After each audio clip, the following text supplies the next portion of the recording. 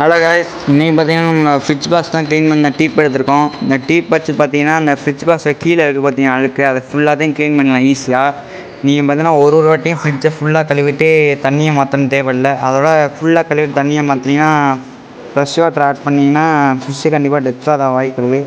இது மாதிரி பார்த்தீங்கன்னா அப்படியே அந்த வாட்டரையே வச்சுட்டு கீழே உள்ள அழுக்கை மட்டும் ஈஸியாக எடுத்துடலாம். இந்த மாதிரி டீப் பார்த்தீங்கன்னா இது வந்து மட்டை பார்க்குற டீப்புன்னு சொல்லுவாங்க. கொத்தனார் பார்க்குறன்ட்ட கேட்டிங்கன்னா கிடைக்கும். இந்த மாதிரி ஒரு டீப் எடுத்துங்க. டீப் எடுத்துகிட்டு இது மாதிரி தண்ணியை ஒரு போய்ட்டு உறிஞ்சி விட்டு இன்னொரு பக்கத்தில் தண்ணிக்குள்ளே இருக்கிற பார்த்தீங்கன்னா இந்த மாதிரி வச்சு எடுத்திங்கன்னா போதும். அப்படியே அந்த அழுக்கை ஃபுல்லாக உறிஞ்சி எடுத்துடலாம். நான் பார்த்தீங்கன்னா அதை வச்சே ஃபுல்லாக எப்போவுமே நான் வந்து அதை வச்சு தான் அழுக்கு எடுப்பேன். இது மாதிரி ஃபுல்லாக எல்லா அழுக்கையும் எடுத்துடலாம்.